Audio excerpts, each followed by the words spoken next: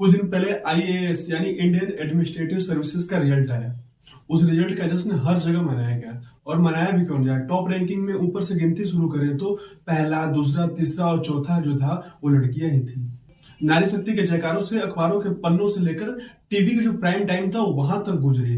TV पर समाचार देखते हुए लड़का लड़की में फर्क करने वाले जो मिडिल क्लास के पिता है वो बहुत भावुक हुए होंगे।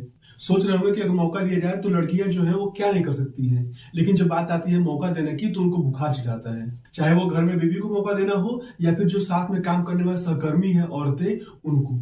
हाँ, बेटी को लेकर थोड़ा उदार होते हैं लेकिन बस थोड़ा ही होते हैं। लड़का और लड़की में हमेशा फर्क रहता है और ये कहानी यही तक खत्म नहीं होती है। हमारे देश में जो औरतों की कंडीशन है, जो लड़कियों की कंडीशन है वो बहुत ही खराब है। अगर कोई औरत प्रेग्नेंट होती है तो उसका पूरा परिवार यही चाहता है कि जो पहला बच्चा हो वो लड़का ही हो। ऐसा नहीं है कि लड़की के बारे में नहीं सोचते हैं लेकिन उस समय सोचते हैं जब उनका पहला बच्चा लड़का हो गया होता है तब। कई बार ऐसा होता है कि लड़के के वेट करने के चक्कर में अपने परिवार नियोजन के बारे में भूल ही जाते हैं। कई बार तो ऐसा होता है कि अगर उनका पहला बच्चा लड़का हो गया तो आगे के बारे में सोचते नहीं है। बहुत कम पेरेंट्स मिलेंगे आपको ऐसे जिनका पहला बच्चा लड़की हो और आगे वो परिवार के बारे में सोचे ही ना हो। तो नमस्कार दोस्तों, मैं हूं राहुल सिंह और आज बात करेंगे हमारे देश की महिलाओं की एक्चुअल कंडीशन के बारे में, जिसके बाद शायद हमारे देश के जो मर्द हैं उनको मर्द करने पर प्रश्नवाचक चिन्ह लग जाएगा।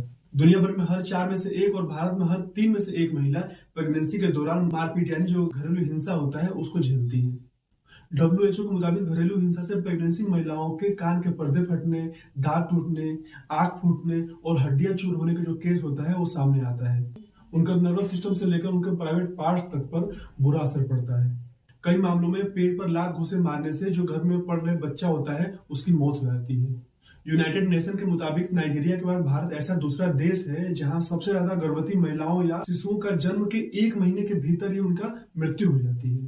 IIT पटना की रिपोर्ट बताती है कि डोमेस्टिक वायलेंस के शिकार 74% गर्भवती महिलाओं को गंभीर समस्याओं का सामना करना पड़ता है, जैसे अंदरूनी चोट से मिसकैरेज या अबॉर्शन, गर्भाशय की थैली फटने से स्टिल बर्थ यानी मरा हुआ बच्चा पैदा होना, समय से पहले बच्चे का जन्म यानी pre mature delivery, low birth weight यानी नवजात का जो वेट है वो कम होना, नवजात को फिजिकल और मेंटल प्रॉब्लम होना, मेटरनल डेथ यानी प्रेगनेंसी के दौरान महिला की मृत्यु हो जाना। लंदन की हेल्थ रिसर्चर दिव्या विनाकोटा की रिपोर्ट बताती है कि दुनिया भर में 80% मैटरनल डेथ की संबंध प्रेगनेंसी के दौरान होने वाली समस्याओं से है। इसमें डोमेस्टिक वायलेंस से लेकर उसकी वजह से होने वाले अबॉर्शन जैसे कारण भी शामिल है। WHO के अनुसार दुनिया भर में हर साल अबॉर्शन के 5.6 करोड़ केस सामने आते हैं। इनमें से करीब 2 करोड़ केस ऐसे होते हैं जो अवैध और असुरक्षित ढंग से किए जाते हैं। असुरक्षित गर्भपात से जान जाने का खतरा बाहर जैसे देशों में ज्यादा होता है। प्रेगनेंसी के दौरान डोमेस्टिक वायलेंस झेलने वाली जो महिला होती है उनमें जान जाने का खतरा होता है वो 3 गुना तक बढ़ जाता है। अब सवाल उठता है कि आखिर असुरक्षित तरीके से अबॉर्शन कराने की नौबत ही क्यों आती है। शादी के बाद महिलाओं को पति की जोर जबरदस्ती झेलनी पड़ती है।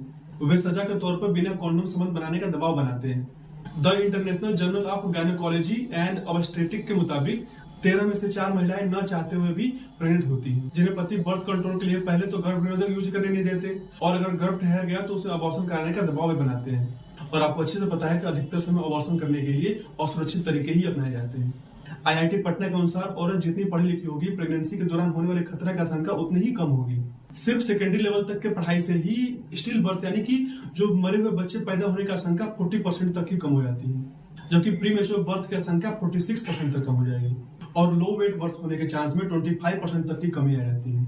अगर महिला पढ़ी लिखी होने के साथ ही और नौकरी करती हो तो उसके गर्भपात का चांस 56% तक और लो वेट बर्थ का होने का आशंका 81% तक घट जाती है।